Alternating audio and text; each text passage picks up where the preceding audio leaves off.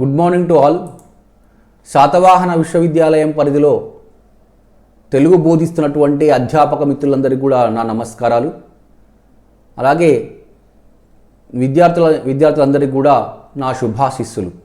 ఈ వీడియోలో మనం శాతవాహన విశ్వవిద్యాలయం పరిధిలో గల డిగ్రీ సెకండ్ లాంగ్వేజ్ తెలుగు 3వ సెమిస్టర్ సిలబస్ మరియు మోడల్ పేపర్ విశ్లేషణ చూద్దాం.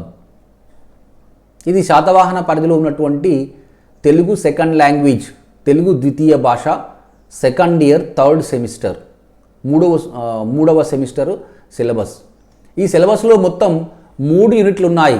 యూనిట్ 1, యూనిట్ 2, యూనిట్ 3 3 యూనిట్లు ఉన్నాయి. మొదటి యూనిట్లో 3 పాఠాలు, రెండవ యూనిట్లో 3 పాఠాలు, మూడవ యూనిట్లో అలంకారాల గురించి ఇవ్వడం జరిగింది. ఇక్కడ మొదటి యూనిట్ చూసినట్లయితే ఇందులో 3 పాఠాలలో ఒకటి ధర్మజుని వాక్చాతుర్యము, తిక్కన రాసినటువంటి మహాభారతంలో నుండి స్వీకరించినటువంటి ధర్మజుని వాక్చాతుర్యము, ఇది మొదటి పాఠం. రెండవ పాఠం విభీషణ శరణాగతి, గోనబుద్ధారెడ్డి రాసినటువంటిది.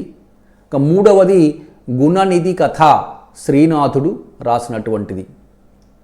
యూనిట్ 2లో రైతు ప్రశస్తి, వానమామలై జగన్నాథాచార్యులు రాసినటువంటిది. రెండవది గురు దక్షిణ, అంబటి లక్ష్మీ నరసింహరాజు రాసినటువంటిది. మూడో ప్రశ్న గుడిసెలు కాలిపోతున్నై, బూయి భీమన్న రాసినటువంటిది. మూడో యూనిట్ ఇందులో అలంకారాల గురించి ఇవ్వడం జరిగింది సిలబస్లో. అందులో శబ్దాలంకారాలు, అర్థాలంకారాలని 2 రకాలైనటువంటి అలంకారాలు ఉన్నాయి. అయితే అలంకారాలు చాలా ఉంటాయి, అవన్నీ కూడా చదవాల్సినటువంటి అవసరం లేదు. సిలబస్లో ఇచ్చినటువంటి అలంకారాలు మాత్రం చదివితే సరిపోతుంది. శబ్దాలంకారాలలో వృత్యనుప్రాసము, చేకానుప్రాసము, లాటానుప్రాస, అంత్యానుప్రాస, యమకం, ముక్తపదగ్రస్తాలంకారం అనేటువంటి ఈ 6 అలంకారాల గురించి ఇవ్వడం జరిగింది. ఈ 6 అలంకారాలు చదివితే సరిపోతుంది. అర్థాలంకారాలు, వాటిలో ఉపమ అంటే ఉపమాలంకారం, ఉత్ప్రేక్ష, ఉత్ప్రేక్షాలంకారం, రూపకం, స్వభావోక్తి, ఉల్లేఖ, అర్థాంతరన్యాస, శ్లేష, దృష్టాంతాలంకారం అనే ఈ అలంకారాలు ఇవ్వడం జరిగింది. ఈ అలంకారాలు చదివితే సరిపోతుంది. Model paper second year third semester Telugu model paper. మొత్తం ఈ పేపర్కి 100 మార్కులు ఉంటాయి. 100 మార్కులలో 20 మార్కులు ఇంటర్నల్ ఎగ్జామినేషన్, అది కాలేజీలో నిర్వహిస్తారు. 80 మార్కులు ఎక్స్టర్నల్ ఎగ్జామినేషన్, ఇది యూనివర్సిటీ నిర్వహిస్తుంది. ఈ పేపర్ మొత్తం 80 మార్కులకు ఉంటుంది.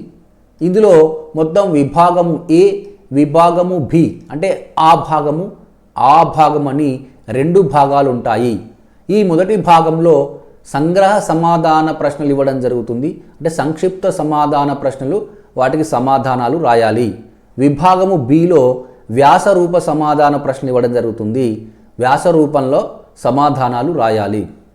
విభాగం ఏలో మొత్తము 6 ప్రశ్నలు ఇవ్వడం జరుగుతుంది. ఈ 6 ప్రశ్నలలో ఏవైనా 4 ప్రశ్నలకు సమాధానాలు రాయాలి. 4 5ల 20 మార్కులు.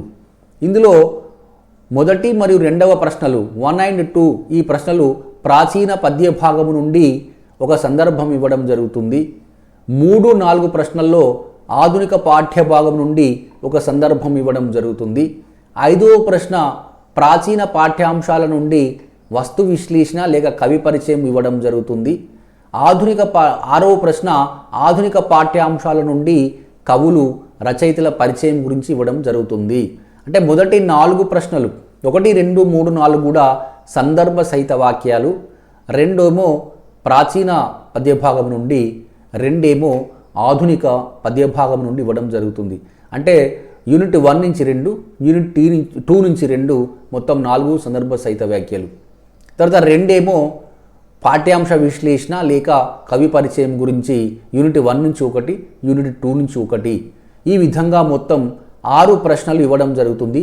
ఈ 6 ప్రశ్నలలో ఏవైనా 4 ప్రశ్నలకు సమాధానాలు రాయాలి. 4 5ల 20 మార్కులు. ఇంకా రెండవ విభాగంలో వ్యాసరూప సమాధాన ప్రశ్నలకు సమాధానాలు రాయాలి. ఇందులో 7, 8, 9, 10 ప్రశ్నలు ఉన్నాయి. ప్రాచీన పద్యభాగం నుండి 2 పద్యాలుంటాయి. ఒకదానికి సందర్భము, కవి పరిచయము మరియు ప్రతిపద తాత్పర్యాలు, వ్యాకరణాంశాలు రాయాలి.